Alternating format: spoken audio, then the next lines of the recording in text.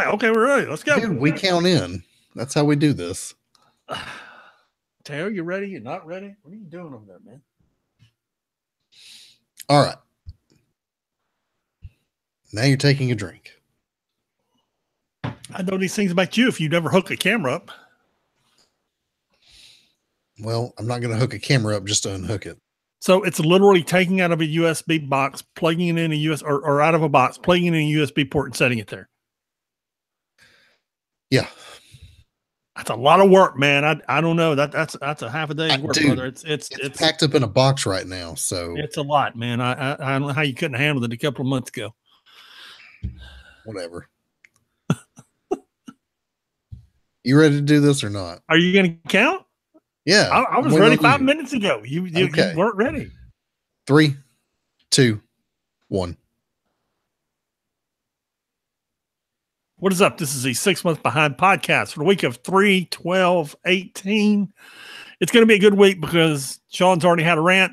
And this week we are David Byrne, Judas Priest, and Jimi Hendrix. There's only one M in Jimmy, man. Do you not know how to spell Jimmy? I know how to spell Jimmy. Jimmy, Jimi Hendrix. No, Jimmy is spelled Jimmy. Jimi Hendrix spelled his name Jimi. Either way, you got two M's up there. It should be Jimi, man. You can't spell Jimi Hendrix right? Come on. How you doing, man? Yellow. We're going to take this from the top. Where'd you go? No, I'm right here. Oh, God. Okay. So you're not. For the second or third time. I was messing with you. Bro, I mean, I can leave the call and you can do the podcast by yourself. It's humor.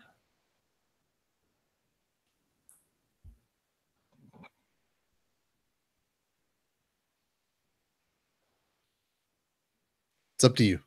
Tell me you're not grumpy. Okay. Count us in. All right. 3, 2, 1. What is up? This is the 6 month behind podcast for the week of 3/12/18. This is a very serious Pat. And I'm a very serious Sean. There you go. See, we know how we're going to be this week. And also, we're going to be David Byrne, Judas Priest, and Jimi Hendrix. And what do these people all have in common? They all have new albums in the top 10 of the Billboard charts. Really? Really? The Talking Heads, Judas Priest, and Jimi Hendrix all have new albums in the top 10. How Jimi Hendrix has managed to put out 5 albums since he's died, who knows? But, dude. I never quite understand how they do. Like, I understand that there's stuff that's been recorded that's unreleased that they go back and master and add to, but how they do it 5 or 10 times, I don't know. Jimi Hendrix, I forget how many months, a year or two before he died, built Electric Ladyland Studios in New York. And for a decade, maybe 2, it became the place for artists to record in New York.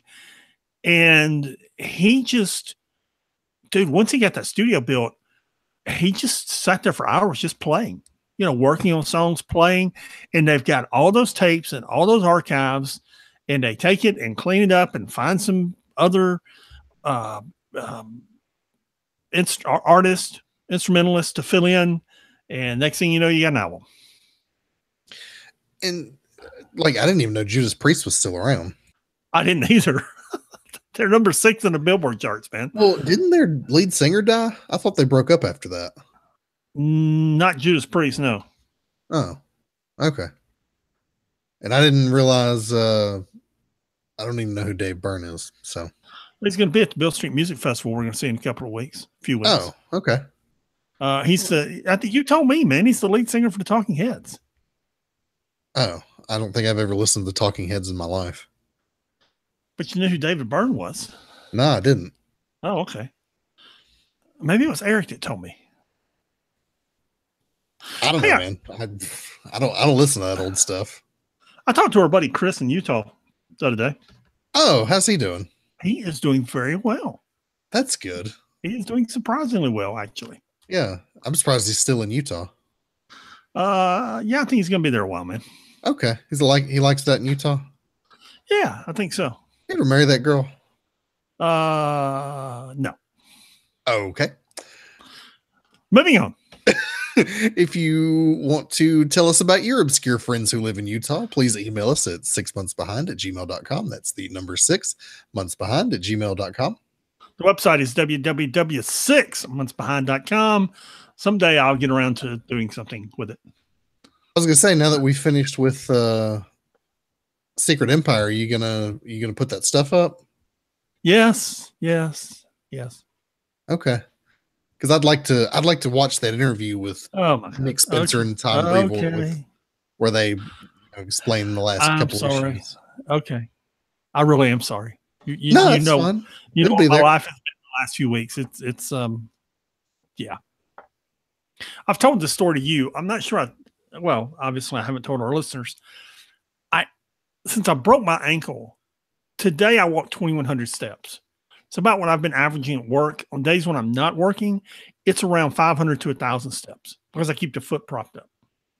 Saturday evening, and understand, I was doing a lot of stuff at church Saturday morning. Then I made a trip to Home Depot. Then I was here trying to rearrange all these rooms. You guys are literally remodeling the whole sanctuary. So yes, Saturday.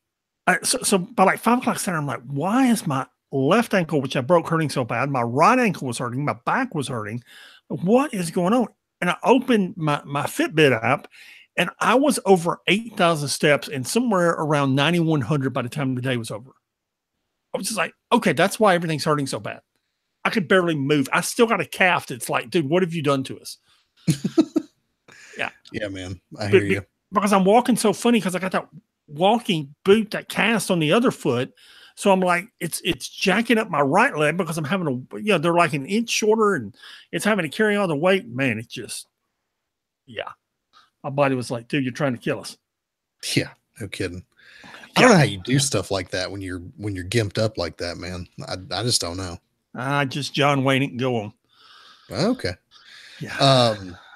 I'm not suggesting that for the world. It's probably not the best ideal, but it's what I do. Yeah, I hear you. We'd also like you to check out our other show, What's Next. On that show, we take a deep dive into the long boxes that are Marvel Unlimited and tell you what you should be reading.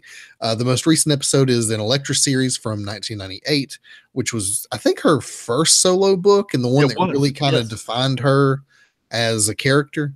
Yes. Really good series, art by Mike Deodato, good stuff. We'll be doing one on Future Imperfect here soon. Yes. So go check that out. Next week. Yes. It will be there soon. And just a little bit of news before we get into our books this week. As most of you probably know, the renowned physicist Stephen Hawking passed away at the age of 76, and we are all deeply saddened by his passing. Okay, we've had a moment of silence. I assume you know who Stephen Hawking is, right? Yes. Okay, good. You'd be surprised. I ran into a guy at work the other day who had no idea who it was. Seriously? Yeah, seriously. Yeah. I thought everybody knew who Stephen Hawking, Bill Nye the Science Guy, and what's I can't think of the dude who does all the shows on TBS now. Neil deGrasse Tyson. Thank you. Yeah. Yeah, him and Elon Musk and all the great scientists of our time. Yeah. It's amazing to me. People talk about miracles. The idea that Stephen Hawking was diagnosed with ALS at 21 and lived to be 76 is astounding. Yes, it is. Forget all of his work in theoretical physics. Doctors who work on those kind of diseases will be studying Stephen Hawking's life for years to come just because he was able to beat the disease like that. What did he do exactly to prolong his life so long? A lot of it was that he had the resources to, he had his custom wheelchair and the computer that he used to talk and things like that. And he had great health care. But dude, he just happened to live that long. Yeah. And it's astounding. Yeah. People who with ALS typically, I mean, when they're diagnosed, they have a prognosis of 5 to 10 years at best. Right. And it's incredibly debilitating. The idea that, for the entirety of my lifetime, the man has been confined to a wheelchair and basically immobile, and he lived to be 76, and that's amazing. It is impressive. What else is impressive is the spoilers we're going to discuss in the show this week. So if you haven't read all the books, pause now, come back later. We'll be right here waiting on you. We'll be here. Yep. Yeah, absolutely. So getting into it, we're pretty much done with Secret Empire. 10 was last week. Next week will be Omega, which will be the final kind of wrap-up issue. But this week, they decided to put Secret Empire Free Comic Book Day out there, which, you needed to have read between issues 0 and 1. Yeah, they needed to be the first thing you read going into Secret Empire. Instead, they're releasing it here at the very end. So, or is it between 1 and 2? No, it's 0 and 1. Yeah, it's 0 and 1 opens in the classroom with all the kids saying Hail Hydra. Yeah. Yeah. If you remember back then, we provided you with a way to read it yourself for free. But now it's on Unlimited, and you can read it. If you have waited this long to read Secret Empire, you can just go back and read all of it together. Yeah, yeah, and it is and I bought the copies off the shelf, so I've read it, beginning to end, and it's a pretty good read if you just sit down and read it beginning, as a lot of books are, which is why trade paperbacks are so popular. Well, and this was the thing I enjoyed about Secret Empire, is that it doesn't span a billion crossovers. Yes, there are regular titles that tie into it, but to read Secret Empire, all you need to read, if you wanted to, you could just read Secret Empire and get 90% of the story. I would suggest reading both the Captain America, Steve Rogers, and Sam Wilson series, then reading Secret Empires 1 through 10 and Omega, along with the Free Comic Book Day issue. But one of the problems Marvel's had is anytime they do these big events, it crosses over to all the books, and you have to pick up all the titles, or you have no idea what's going on. And they didn't do that with Secret Empire, and good on them. Yeah, they did not. Yeah, they shipped it on time. If you really want to encapsulate it, start with Pleasant Hill. You don't have to read all the Captain America or Sam Wilson books, but as many as you feel like reading, it helps. And then the Secret Empire series. Yeah. The Pleasant Hill stuff is really where it kicks off. Yes. Yeah, it is. Yeah. To understand who Kobik is and what her role in all this is Pleasant Hill is helpful. Yeah. I mean, now that it's over, your basic characters, Kobik, Bucky, Captain America, Sam Wilson, are all there when Captain America is de-aged and becomes young again, and Kobik makes him a Hydra agent in the process. They basically used the whole Pleasant Hill thing simply as a plot device to do that. Right. That was the whole point of that mini event. Right. And it was a good event. It was a very good event. Mm-hmm. But that was the point of it. Right. Yeah. So we'll discuss Omega next week, and then we will finally have the specter of Secret Empire lifted from us, and we can move on with our lives. Because the thing is, being 6 months behind, we have essentially been dealing with this Secret Empire, either the event itself or the lead up to the event, all the way back to Captain America #1, where he said Hail Hydra, and the drama that unfolded with that pretty much since we started the show. So yes. I don't know. It just feels refreshing to be able to just move on. Yeah. If Marvel could get their act together, it'd be even better. Yeah, absolutely. Yes. So that's all for Secret Empire this week. Moving on to our Spider-Man books, we have Spider-Man number 20, written by Brian Michael Bendis, Nico Leon doing the art here. We find Miles Morales, Spider-Man, in Tokyo, and he's leaping from building to building. He lands on a rooftop, finds a fancy briefcase There's a very nice suit inside, which he changes into. And then he goes and finds himself in a really swanky club run by Tomo, who is the lady who was. We saw her in the Iron Man books a few months ago. She's the lady with the ninjas, the bio ninjas or whatever. Yeah. Now you might ask yourself, what in the world is Miles Morales doing hanging out with this lady? Well, then we have a flashback to 2 weeks ago where Miles is still at home in Brooklyn at his school, and he and Gank are having a conversation about all these things that he's been going through. You know, the superhero civil war, all the stuff with the champions, the Hydra thing, which is a reference to Secret Empire. And he says, you know what? And also we have homework. He says, you know what? I don't need to do homework. Why am I even at this school? I'm Spider-Man. I'm always going to be Spider-Man. What? Do I need to get a good job? No, because I'm Spider-Man. And Gank just tells him, look, dude, maybe you're right. Maybe you just need to leave. Maybe you just need to go do your thing for a while. So Miles Morales leaves and flies to Tokyo, and now he's Spider-Man in Tokyo. He runs across these, goblin goons, and that's how he ends up fighting with Tomo, or not fighting with Tomo, but gets invited to her club. Yeah, I don't know where this is going, but it's all setting up for something. I had flashbacks to Deep Purple's My Woman from Tokyo. What? Dude, never mind. Deep Purple did a whole album built around Tokyo. Smoke on the Water, My Woman from Tokyo, Hush. I understood some of those words. Oh. I don't know. I don't listen to old people music. Old people music. Yeah, there you go. Spider-Man Deadpool number 21. I was I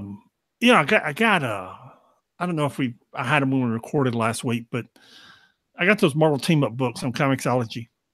And I'm reminded that Marvel Team Up originally began as a Spider-Man Human Torch book.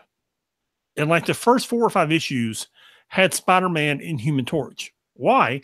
Because believe it or not, Human Torch for the first 15 years, no, that's 10, 63 to 73, 72. Human Torch was like the sex icon for years. Yeah, I mean, Johnny Storm's always had that reputation as a ladies' man. Right, but I mean, he was really popular in the Marvel comics. So the Marvel Team Up was an attempt to put him in his own comic with Spider-Man because it was their 2 most popular characters. Mm-hmm. And that's essentially what this Spider-Man Deadpool book is. They've thrown these 2 characters together, and every month they have to come up with a storyline to bring the 2 characters together and put them in some type of adventure. Now, Marvel, after like 4 or 5 issues, figured out this isn't going to work in Marvel Team Up. So they had Spider-Man teaming up with a different character or groups of characters every month. But here, they're determined to make Spider-Man Deadpool work. And the sales figures say it works. It's one of Marvel's best-selling books. It's always in the top 20, usually in the top 10. And I don't know why. Because it's got Spider-Man and Deadpool on the cover. It's the only thing I can figure. That is all I can determine. Because Elliot Kalan is writing this. Todd Knock is doing this is magnificent art. I mean, I really like the art. We've discussed Rachel Rosenberg's colors before in different books. I mean, I really enjoy the artwork here, but dude, how many times have we seen Arcade recently and Murder World recently? I don't, he's kind of popping up everywhere. He was just in a 6-issue Elektra miniseries. I just don't get it. So anyway, Spider-Man's in Murder World, fighting Wolverine. Then Deadpool finds a ticket to go to Murder World. And Arcade tries to convince him he's dying, and he's really not. And Deadpool eventually winds up realizing that, he's being played by Arcade. And he and Spider-Man, at the end of the issue, team up to attack Arcade. There you go. It's okay. The art is fantastic, but the book's at me. All right then. Yeah. It becomes a question: would I spend $3.99 for the art in this book? No. It's close.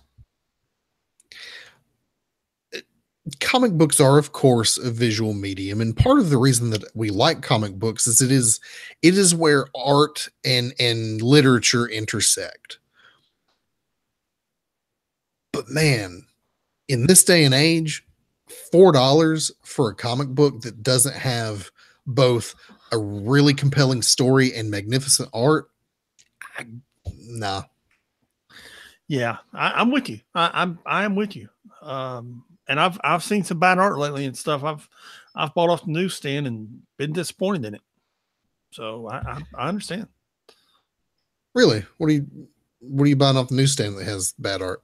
I don't know. Let me get back to you. Talk about the X-Men book and then we'll talk about it. Okay.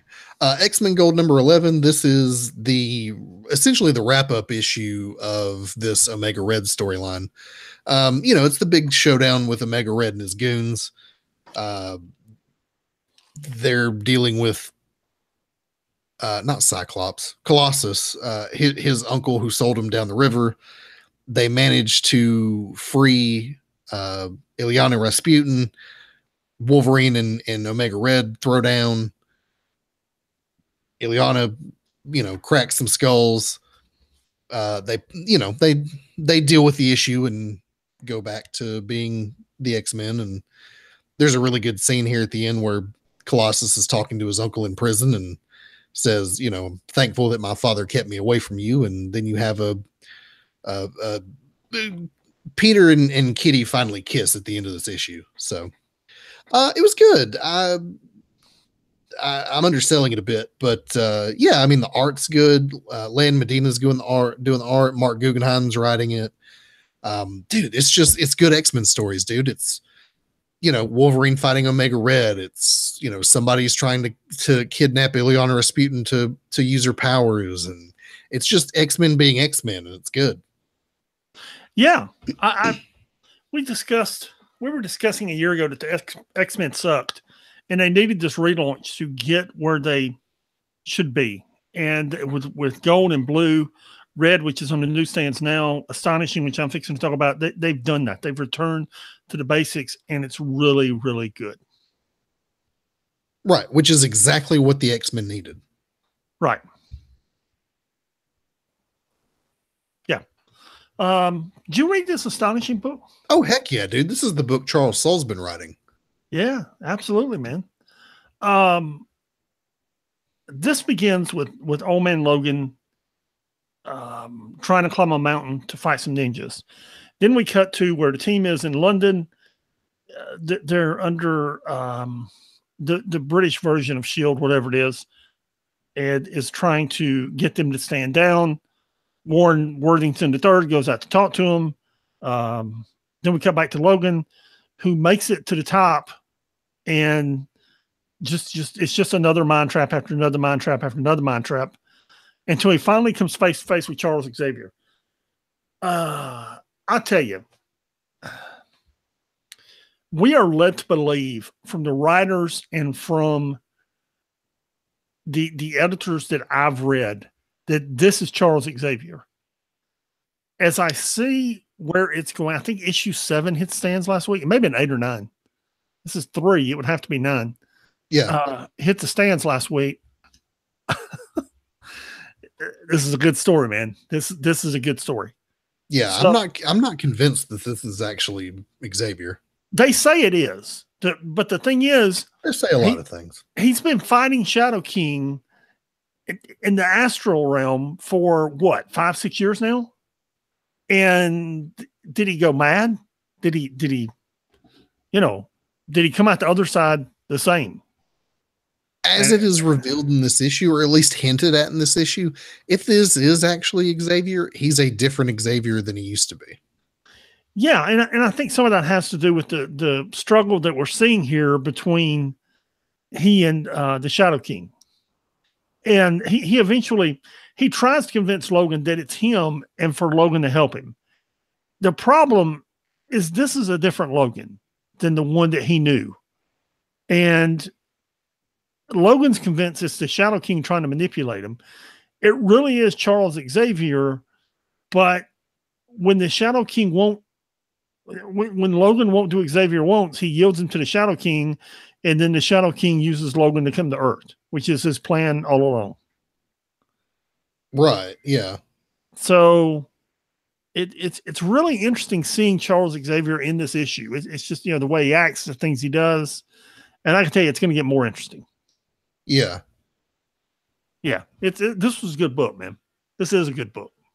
Yeah. And it's going somewhere. Charles Soule has not been writing comic books for very long, but he is, in my opinion, probably one of the best writers that Marvel's got right now. And I really hope they cultivate a relationship with him, because unlike Tom King, they need to keep him. Tom King was another one of those writers that they really needed to hold on to after that Vision book, and they didn't. And he's killing it on Batman right now. Dude, so Batman's great. I got a stack of Batman books beside me. I was looking at the art, and it's great. Oh, dude, I'm caught up. I read issue 42 yesterday, and it's good. You're ahead of me. I'm still on 39. I got like 3 or 4 issues over there I haven't read yet. Yeah, man. And Charles Soule is writing this book. He's writing Daredevil right now, which has been consistently good. He's writing this Darth Vader book that we're going to talk about that is also very good. Yeah, man. That guy has the potential to be the next Brian Michael Bendis at Marvel if Marvel plays the card right. Yeah, there's 2 or 3 people. He and Jason Aaron and a couple other people that Marvel just doesn't need to let get away because they've let too much talent go, and they just got to find a way to hang on to them. Yeah, Charles Soule's got to be one of those people. Yeah, and I think that he's writing one Astonishing X-Men, which is one of the, it's one of the renowned X-Men titles. He's writing Daredevil, which is one of the cornerstones of Marvel. He's writing Darth Vader. It's obvious that they trust his storytelling abilities and that they're giving him good work. Yes. And if I'm CB Cebulski, I let Charles Soule write whatever he wants. Absolutely. Hey, you want Thor, you want Iron Man, you want Deadpool, you can have them. Yeah. Absolutely. Iceman number 5. First of all, let me just say, Marco De Alfonso did this cover, and it looks spectacular. Senna Grace is writing it with Alessandro Vitti on art, Rochelle Rosenberg doing color, who is another talent that they just cannot let get away. I feel like every time I open a Marvel comic, she's doing the color on it. Who did you say? Rochelle Rosenberg. Yes, she's the one we were talking about in that Deadpool book. Yeah, she's doing the color on that Deadpool book. Yeah. Yeah, she's doing so much at Marvel right now, and I'm glad to see her getting work. So Bobby's had a hard day, and his parents are there, and as we saw at the end of last issue, he just comes out and says it, I'm gay. And as we see, his parents don't take that well. Kitty tries to help him out and intercede for him.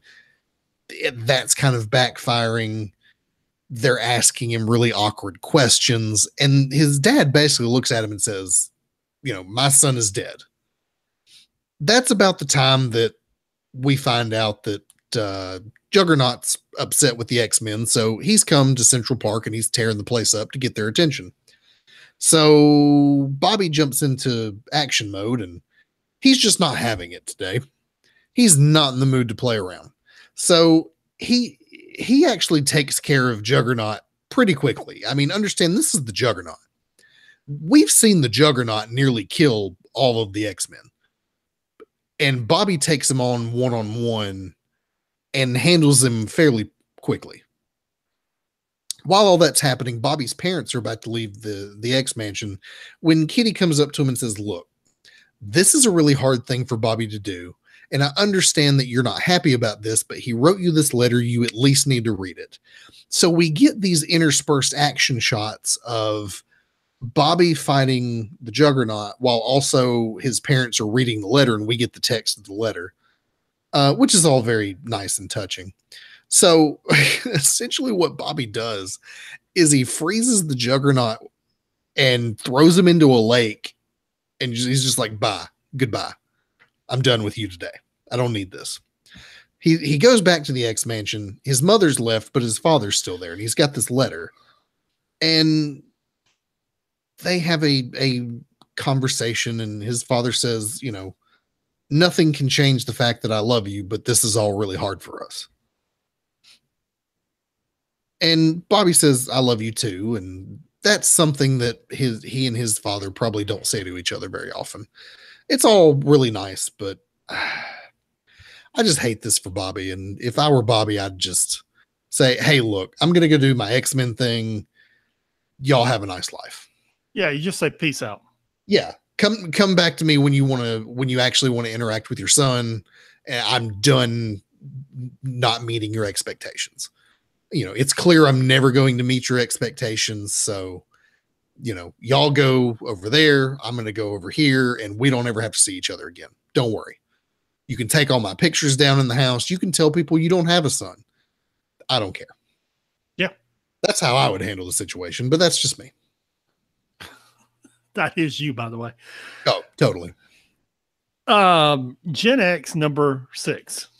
Yeah. You know, if you're into these characters, this is probably a good book. If you're into Dupe talking in a language that you don't understand and girls falling over him because he's Dupe, a green potato, as someone puts it, okay. You got Quentin and Ivy having love problems, so he's got Benjamin out partying all hours of the night and day. You know, I don't know, man. It's you know, it is what it is. At the same time, they're still trying to find Monet somewhere running around in the sewers. They wind up stopping a mugger, but can't stop Monet because they can't find her. Then we cut back to the guys who are at some supervillain party. This is actually kind of interesting because all the supervillains are there, and they're there to purchase stuff, which is, you know, it's interesting. Turns out, I don't know who this kid is. Apparently, I'm supposed to know, but he's selling some sensible nanotech, and they wind up trying to steal it, and that's the end of the issue. It's okay. Yeah, this I'm not super pumped on this Generation X book.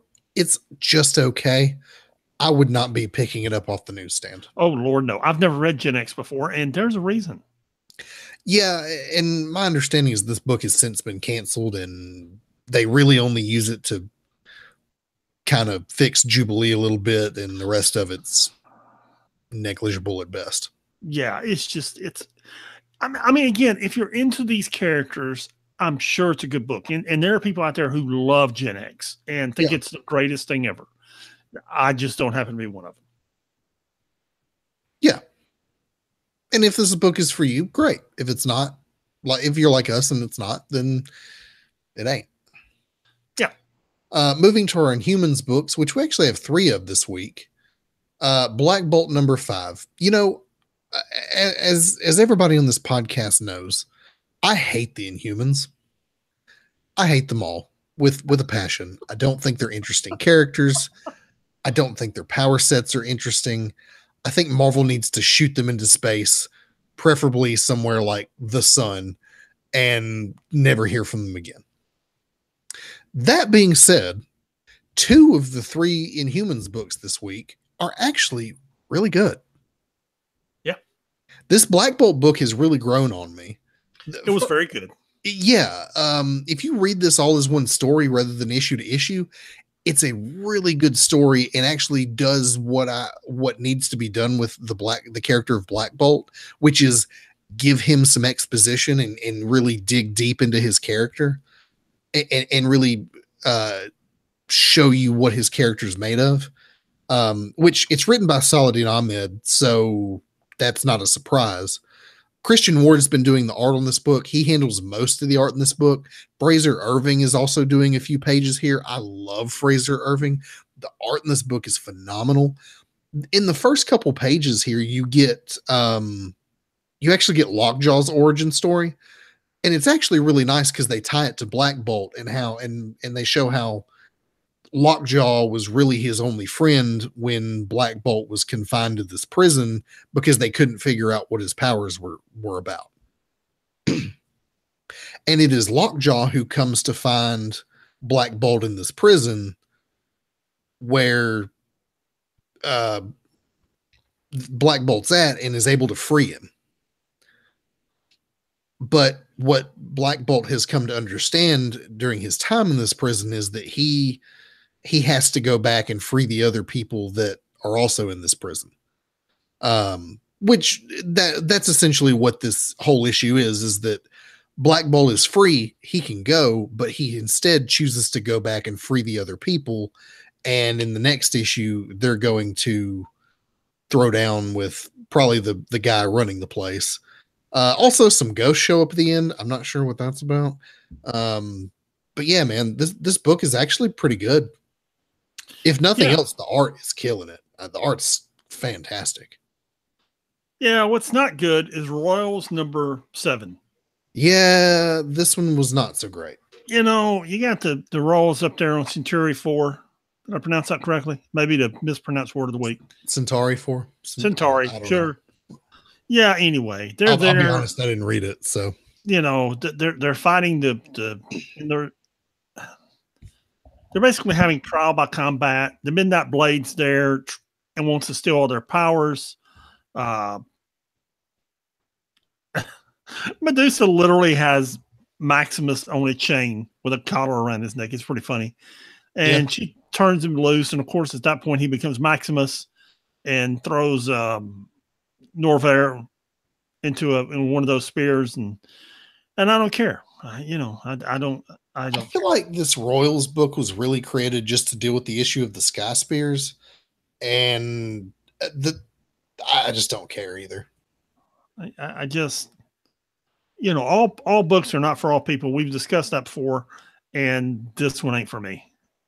Yeah, I mean, if you like the Inhumans, you'll probably enjoy this. It's not so bad that you won't enjoy it if you're reading it, but I wouldn't pick it up off the newsstand if it were me. But absolutely, I feel that I'll be honest, I wouldn't be picking up that Black Bolt book or that Inhumans Once and Future King book either. And those are two books that I would be.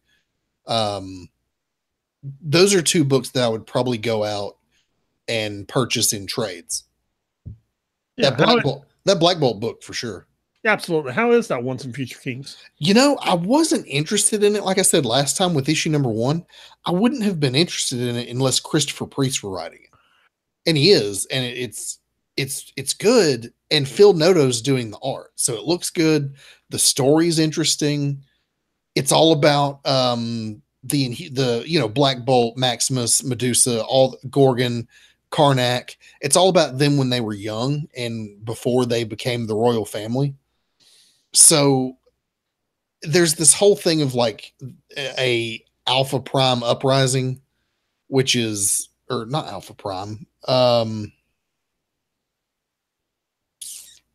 Whatever it is when Black Bolt's father was king of the Inhumans, they had this machine that the Kree created. It took regular humans and made them more capable and more docile, more physically capable, but more mentally docile. And they essentially used them as slaves. And that's what this whole issue deals with what's the whole story deals with is that this is, if you're such a advanced race and advanced people, but you're still relying on slaves. So you get to see young Karnak here. The young royal family is essentially on the run. They're on Earth. They team up with a human who I'm not sure how human he might be. But the whole idea is that there's a conspiracy going on to depose the king of the Inhumans. And the king is being told that it's his own sons plotting against him, but he's not convinced. And it's a lot of political intrigue and palace stuff going on. If you like Game of Thrones, this is a book for you. Yeah, absolutely. There's also a little Lockjaw backup story in the back. Ryan North wrote it, who does Squirrel Girl. It's all right. It's silly, but it's there. Yeah. Yeah. So, big surprise of the week. I actually like not one, but two different Inhuman comic books. That is a very big surprise. Yeah. Moving on to Venomverse. Venomverse #1 is there again. Venomverse #1 came out a couple weeks ago on Unlimited before it was supposed to, and then now it's there again. Yeah. I think it was like 2 weeks ago. So we're not going to cover it again, but it is there. Venomverse #2 comes out this next week. Help me recap as I go into Venom war stories. I guess there's a symbiote in every universe that's merged with a character or a hero, if you will, someone with superpowers. And Doctor Strange and Captain America are one by one snatching them from each universe to the universe they're in to fight whatever it is they're fighting. Is that what I'm understanding? Yes, it's what they're calling the poisons, which are essentially the anti-venoms. They're the white symbiotes, which are anti-venoms. Okay.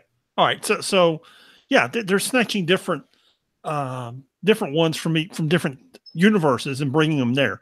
First off, this book's got a great cover. Really, really good cover, man.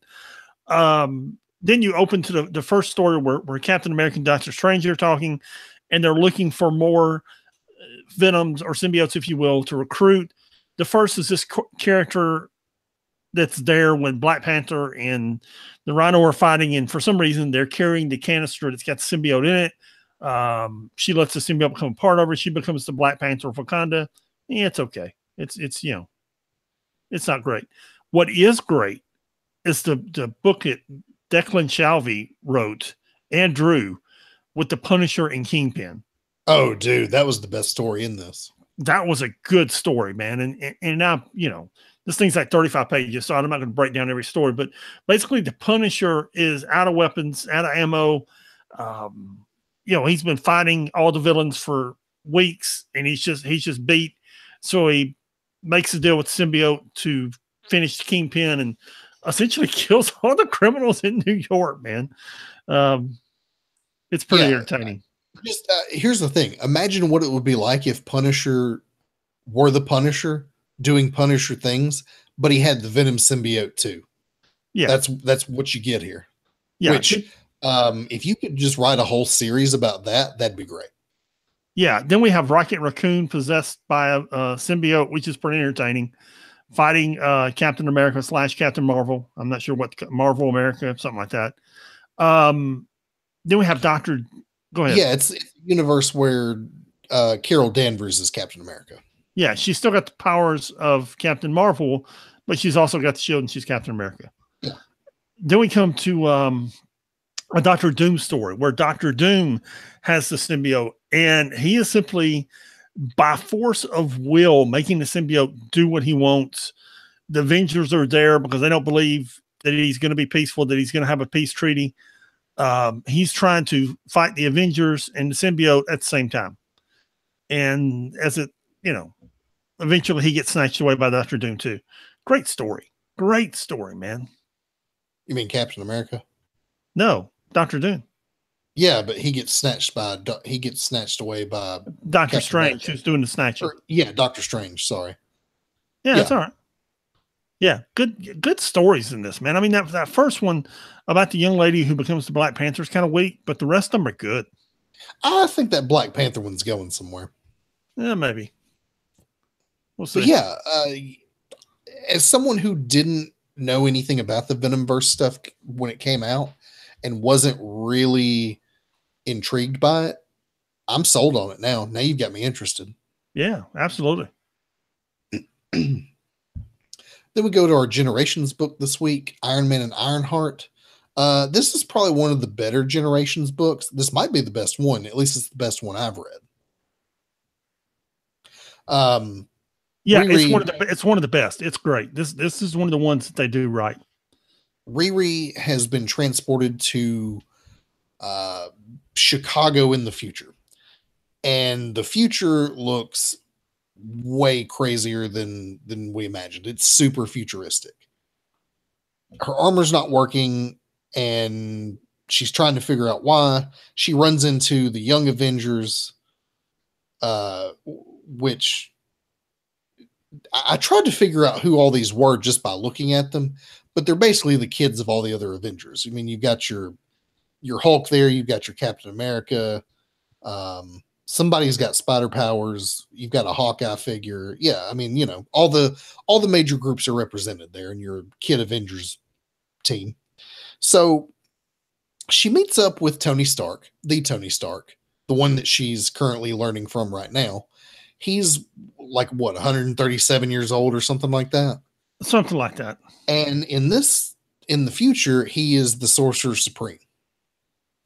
At some point in the future, he leaves behind his technology and begins to study the mystic arts and actually becomes the Sorcerer Supreme. Yeah. Which is pretty crazy. And he of course is trying not to reveal things to Riri, which is, explaining the future, but also not trying to tell her too much is kind of the crux of this issue.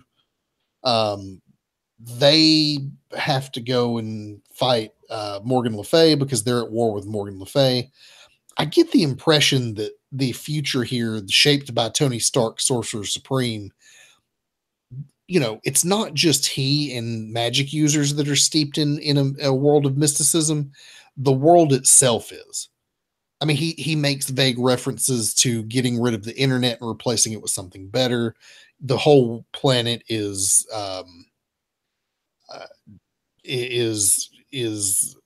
covered in alien fauna. Yeah, there's some crazy stuff going on. Yeah. Go ahead. Yeah. Anyway, they're dealing with Morgan Le Fay. Tony Stark actually banishes her pretty well, pretty handily. And then she goes back to the future back to the present where she intends to work on the future. She's been inspired.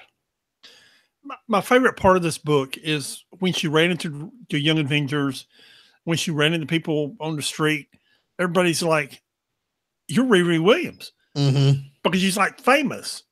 And she's obviously done something between now and then to make her a very famous person, whether it's an invention, a superhero fight, whatever. Yeah, but she saved the world or something. Right. Tony doesn't tell her and make sure he keeps it a long way from her.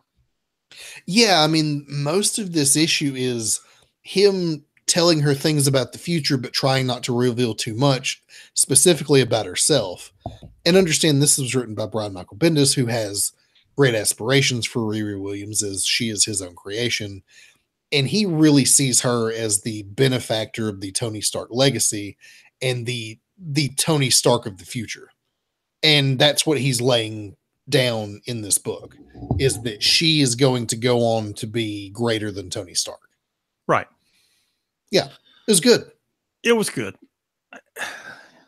Next up, we have Guardians of the Galaxy number 9.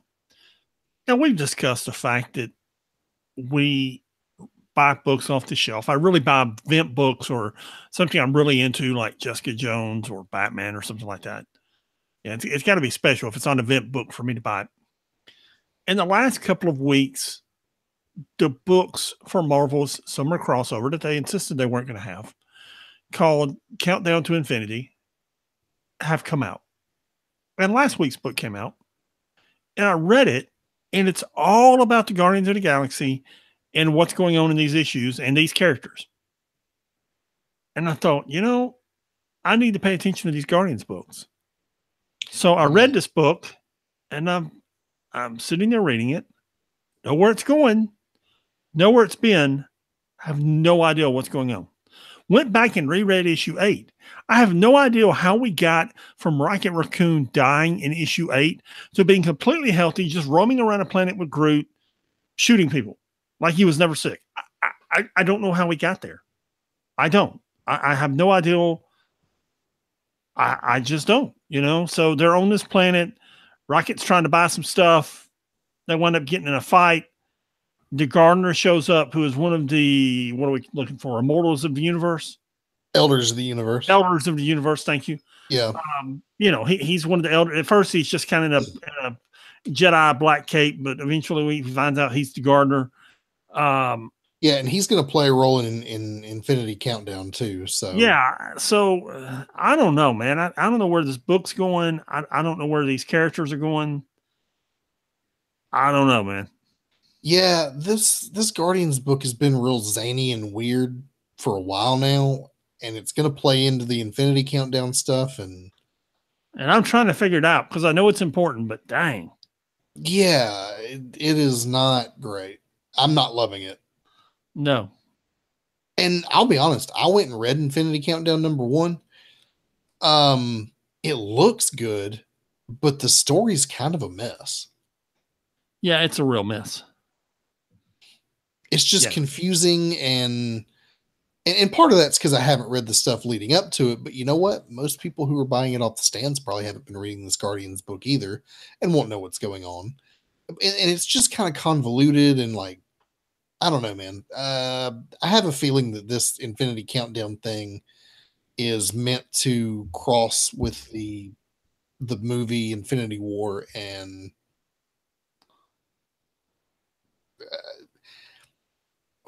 since Marvel has been making these MCU movies, they have been trying to get people who are going into the theater to walk into comic book stores and buy the comic books. And it's just not working. And they keep trying to do it and keep trying to do it. And well, we know what the definition of insanity is. And I feel like this is an event that was rushed just for that purpose. And it's not doing Marvel any favors. It absolutely was rushed for that purpose. And I don't know what they expected, but it's not going to work. Yeah, no, it's not going to work. Yeah. No. Champions number 12. This is a book that is working. I'm enjoying this quite a bit. So it's post Secret Empire. That was all crazy. So the champions need to blow off a little steam and go out for karaoke. And they're all having a really good time. Also, I didn't realize any of these kids were drinking age, but apparently they are. I didn't think they were. Well, there's cocktails on the table in this karaoke bar that they're at.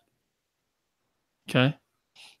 And the only issue is that Cyclops, Scott Summers, is a real tightwad and doesn't want to participate in any of the fun. And it's not just karaoke right now. It's Halloween. It's, any of the things that they do, he never wants to really participate in. They've had a hard time getting to know him, and he's kind of just keeps to himself all the time. So they decide to get to the bottom of it. Meanwhile, something's going on in Colorado, so they go deal with some guy named the Sledgehammer. Is that what that is? I don't know. No.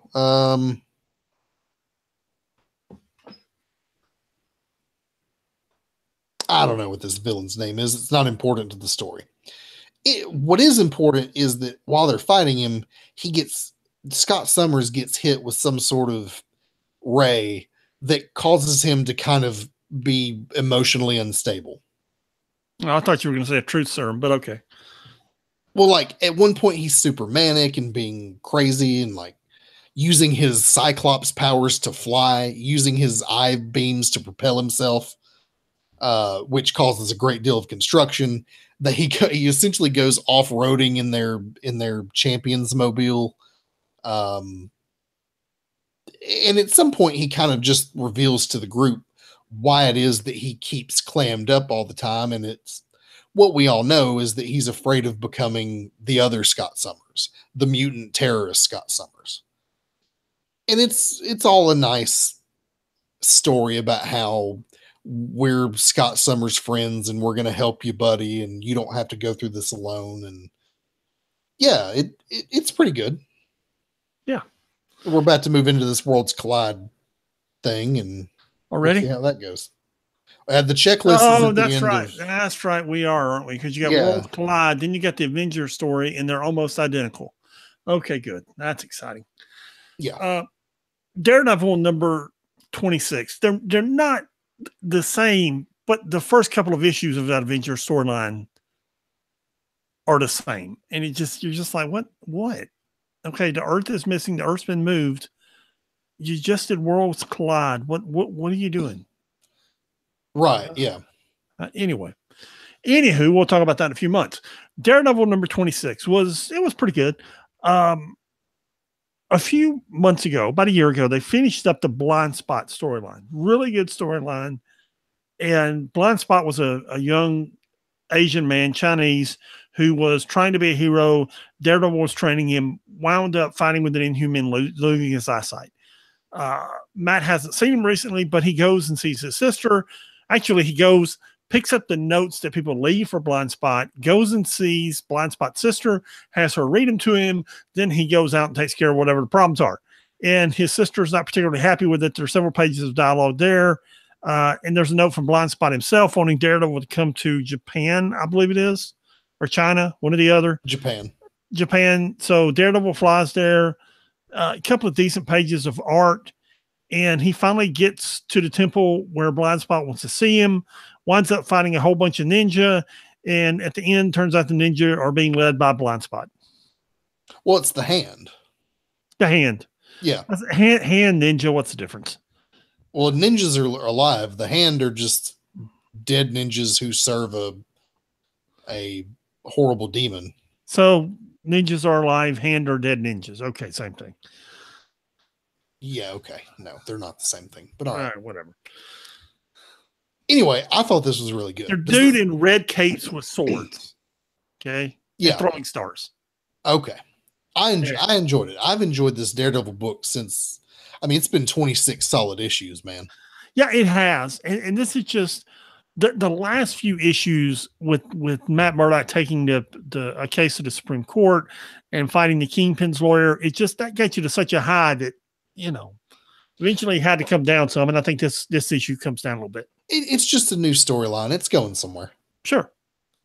I'm always interested in the Hand. They fascinate me. So, well, there's dozens of them in this issue. So yeah, it's evil, dark blood magic, and I'm always interested in that. There you go. Yeah. Hawkeye number 10, written by Kelly Thompson. Leonardo Romero's doing the art here. This is another series that's grown on me. We're 10 issues in. I didn't love it the first couple of issues, but it's really grown on me in the last 5 or 6 issues.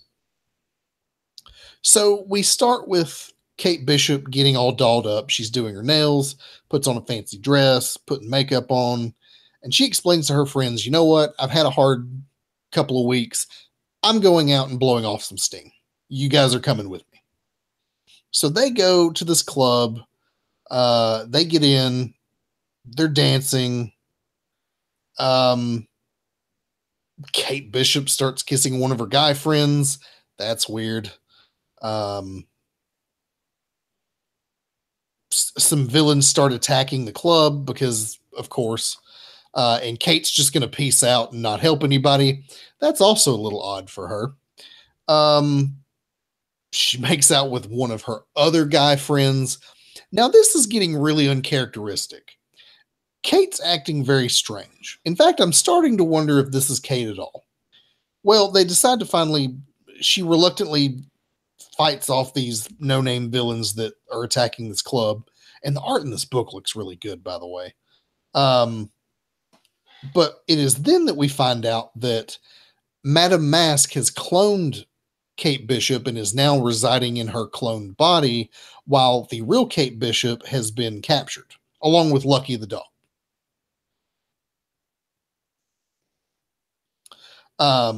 Kate manages to escape her prison cell and take out all the goons that are working for Madame Mask.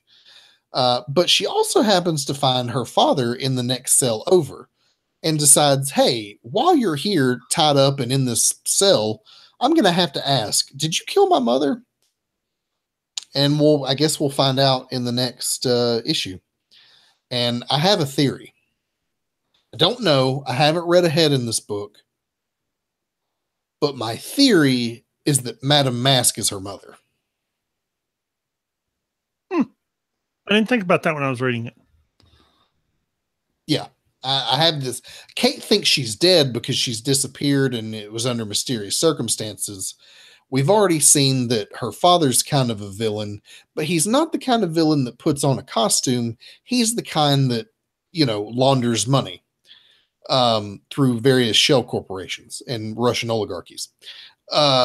So I could totally understand the two of them working together. Madame Mask is the villain that does all the dirty work, and he's the one that handles the books. I could see that being the case. Yeah, absolutely. Just a theory. I may be totally off base, but we'll see. Yeah. Jessica Jones. It's a good theory, by the way. I like it. Iron Fist. Oh, Iron Fist number 7. I'm sorry. I jumped ahead to Jessica Jones. I'll tell you why I jumped Iron Fist, because I don't. Good art. Okay, really good art in the issue. He and Shang-Chi fighting each other, fighting the Seer, fighting the Sight. The Sight are all these zombie-like people that the Seer has possessed, and he's possessed Shang-Chi, and Iron Fist and Shang-Chi fight for several pages, and then he fights all the zombies, and eventually the Seer drops a bus on Iron Fist, and he fights his way through the bus, and then he finally knocks out the Seer. I don't know why he didn't do that in the beginning, which loses his control on Shang-Chi and everyone else, and then they're all arrested by, I don't know, Department H. They're up in Canada. The Department H arrests them all, and then he and Shang-Chi get to arguing about who really won the fight, Danny Rand or Shang-Chi. It's okay. It's like the problem with Black Bolt is you're doing a character that can't speak. So you got to be really careful how you do it and how many issues you can drag it out.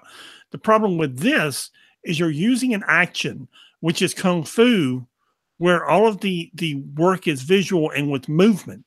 And you don't get that in a 2-dimensional colored comic book. Now, the art is really good, and it's a really good story. But at some point, it just kind of starts dragging, because you're trying to take something that's very visual, which is a mixed martial art, and put it into a 2-dimensional form, which is a comic book. And I don't think it worked in this issue. Okay. I'll confess I didn't actually read it, so I don't know. Well, that's a bummer, because the first 6 issues of this were really good. Yeah, they were really good. And this wasn't bad. It just, it just wasn't the book of the week. Yeah, it just wasn't as good. Right. Yeah. Well, that's a bummer. Yeah. We have Thor versus Hulk, Champions of the Universe number 1. I don't know what this is, but this might have been one of those Comixology exclusives that's just now coming to Unlimited. I'm really not sure. It definitely takes place out of normal continuity. So these aliens are using a spaceship to hurl asteroids at the Earth. And while the Avengers are taking care of the aliens in New York, Thor and Hulk are in space, smashing space rocks and making a contest out of it. That's when they find the spaceship that the aliens are using to hurl asteroids at the Earth. They decide to, of course, deal with this. They beat up some aliens who have been talking about how much they hate Earth and how bad stuff always happens when they come to Earth. Then we find out that the whole reason that this whole thing was a ploy specifically to lure Hulk and Thor to the spaceship so that they could fight the champion of the universe, who is another elder of the universe, by the way. We have this lady who calls herself the promoter, and this is all a very contest of champions type thing going on. The promoter lady in this pink suit and top hat is his sponsor, and he's going to fight Thor and Hulk. But first, before Thor and Hulk can fight the champion of the universe, they have to defeat a challenge which involves the Brood. So yeah, wasn't terrible. Okay. Yeah. Tell you what was really good is Jessica Jones number 12. This is every issue of Jessica Jones, either in Alias or in this Jessica Jones series, has been written by Brian Michael Bendis and drawn by Mike Gaydos, except for some of these pages, which are drawn by Javier Peludo, and we'll talk about that in a moment. I wonder what they're going to do when Bendis is gone. I mean, does he own Jessica Jones outright? The series is a Marvel creation. Well, the series is ending. You've got the first 6-issue arc. You've got this 6-issue arc involving Maria Hill, which ends with this issue. The next issue, you're getting a 6-issue arc with Kilgrave, which will get you to number 18, and it's ending with 18. So can Marvel just stick somebody else on it, or does Bendis own the rights to it? No, anything he created at Marvel or did at Marvel is theirs, which I think is part of the reason he left. Because all of his Jinx World stuff, which is all his creator-owned stuff, is right at DC now, and they're promoting it pretty heavy. But Jessica Jones was not part of that. Jessica Jones is a Marvel property. Dude, they'll stick another artist and writer on it at some point. I imagine they'll let her sit on the shelf for a little while, but they'll bring her back eventually. Yeah. So anyway, she thinks she's got the Maria Hill stuff behind her. She and Luke have got the baby back. Everybody's living happily ever after. She goes to the office to check her mail, and the office blows up, which, means she doesn't exactly have all the Maria Hill stuff behind her. So she goes to a bar where she thinks Maria Hill will be. Sure enough, Maria Hill is there drunk, and they start discussing the last 5 issues, which was Maria Hill's first case as an agent of S.H.I.E.L.D. Then we swap on page 12 to the other artist. And it's when Maria and Nick Fury are talking about what she did on that case. And what it really comes down to is Nikki is asking her, do you have what it takes? Are you willing to go to distance, kill whoever needs to be killed, do whatever needs to be done to get the job done? If you are, there's a place for you in S.H.I.E.L.D. If you're not, you'll be one of these grunts that you see running around in other issues and getting blown up all the time every time the helicarrier goes down. And she decides to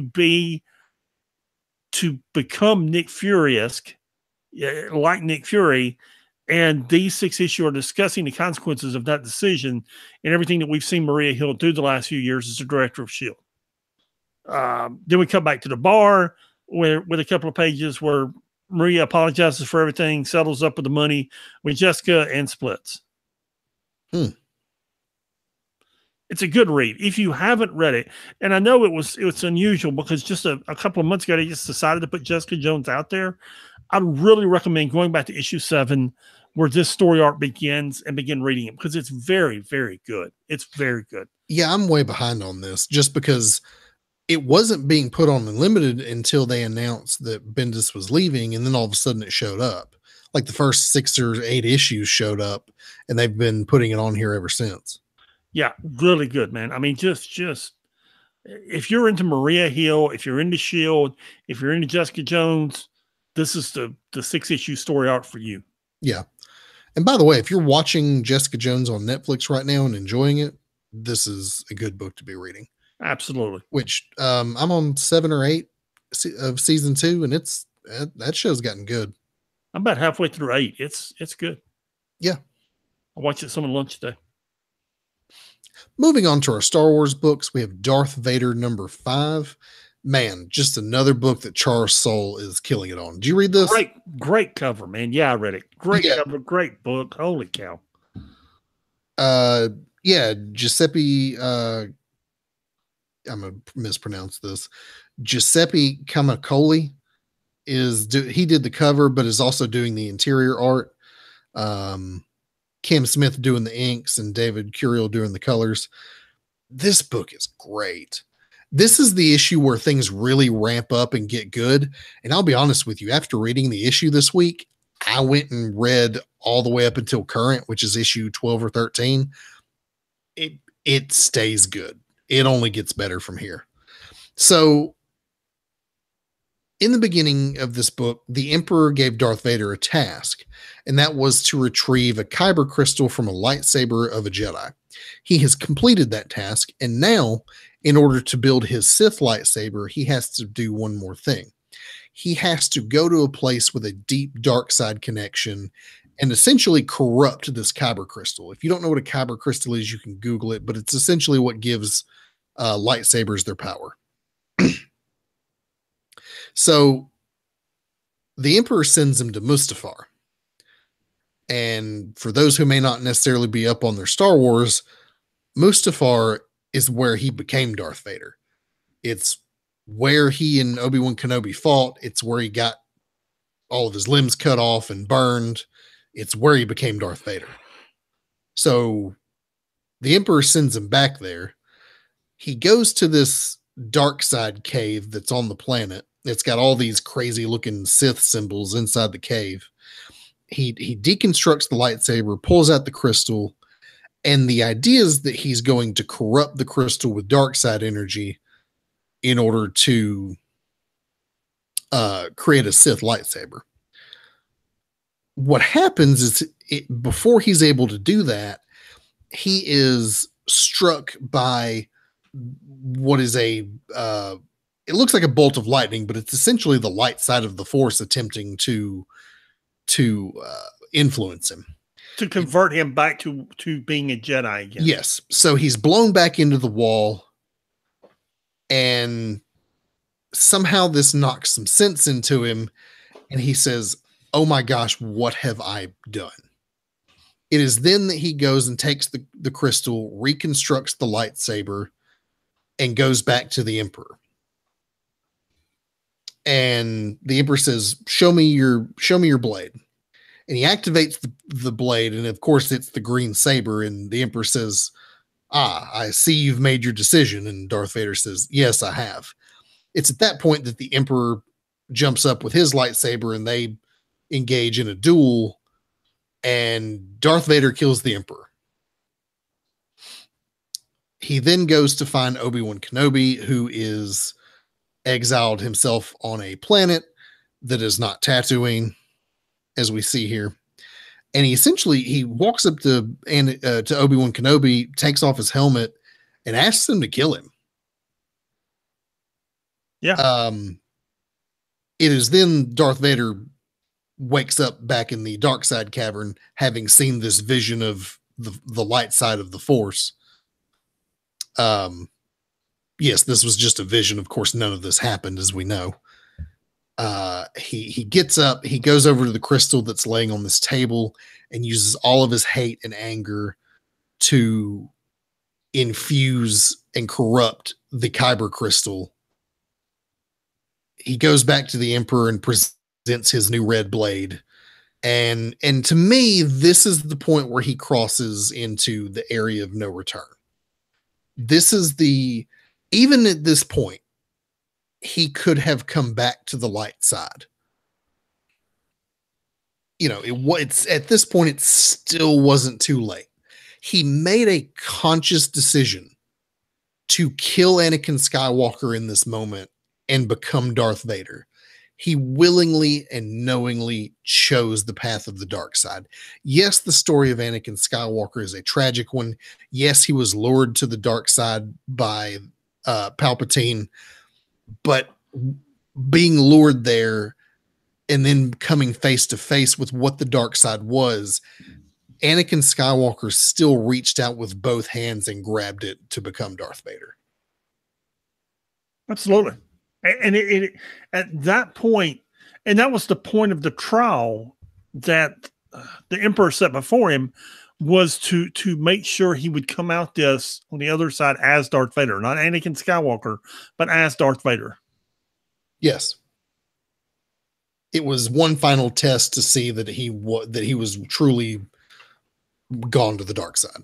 And as we will find out in coming issues, boy has he. Yeah. Then we have Journey to Star Wars: The Last Jedi, Captain Phasma. This is a really good book. Kelly Thompson's also writing this, who's writing Hawkeye right now. Man, this book was really way better than it should have been. You know, I didn't get to read this, but while you were talking about Darth Vader, I thumbed through the pages. It really looks good, both from an art point of view and from a storytelling point of view. And I look forward to going back and reading it tonight. Yeah, Marco Cicchetto's doing the art on this, and it looks really good. Andres Mosa's doing the color, which is also fantastic. Looks really good. I mean, it looks like an entertaining story. Now, if you're like me, you were really intrigued by the character of Captain Phasma, and in my opinion, she did not get the time she deserved in any of the movies. Even in The Last Jedi, where her and Finn duke it out, I feel like she didn't get her dues. Because she's essentially the leader of all the stormtroopers. She is the alpha stormtrooper. So this takes place at the end of The Force Awakens on Starkiller Base. And it's her reliving the events of and notating the events of what happened, how Starkiller Base was destroyed, and who was responsible for it. And it's her walking through the base, finding out who it was, realizing they were betrayed from the inside by one of their own, tracking that guy down, and essentially it tells the story of how she escaped Starkiller Base, which if you saw her in Last Jedi and went, how did she do that? This is the story telling that. But it's all told from her perspective, and you just get to see how much of a badass Captain Phasma is. Yeah. And I'll tell you, this is a 4-issue limited series. I went and read the other issues. She continues to be so. She's hardcore, man, and this book's good. It looks like it. I'm really looking forward to it. Yeah, go back and read it because it's totally worth reading. Yeah. What's your favorite book of the week? It's gonna have to be the Darth Vader #5 for sure. I went with Astonishing X-Men #3, but that Darth Vader #5 was a close second. Yeah. Astonishing X-Men was really good. I really enjoyed that Iron Man Generations book, but Darth Vader #5 really impressed me. Yeah. In the dump this week, we had Marvel Presents X-Men from 1989. I don't really know what that is. It looks like a bunch of solo stories. It's a bunch of solo stories. Okay, that's what I thought. We have some classic Excalibur issues as well. That was in the dump this week. I didn't read any of it. I wasn't really interested. So, Not at all. No. I've never been an Excalibur fan. Yeah, me either. And if you like Excalibur, that's cool. It is what it is, but I never cared to read it. Yeah. God bless you if you do. Yep. Well, that'll pretty much wrap us up for this week. If you would like, please go check out our other show, What's Next, about Elektra. We'll be doing another one here shortly. Hit us up at 6monthsbehind@gmail.com. That's the number 6monthsbehind@gmail.com. The website is www.6monthsbehind.com. And before we go this week, we'd like to thank you for joining us. And as always, Pat, what wisdom do you have to bestow on us this week? I just discovered what's wrong with my brain. On the left side, there's nothing right. And on the right side, there is nothing left. Man, I feel like that every day. Every day. Every day. All right, guys. We'll see you next week. Peace.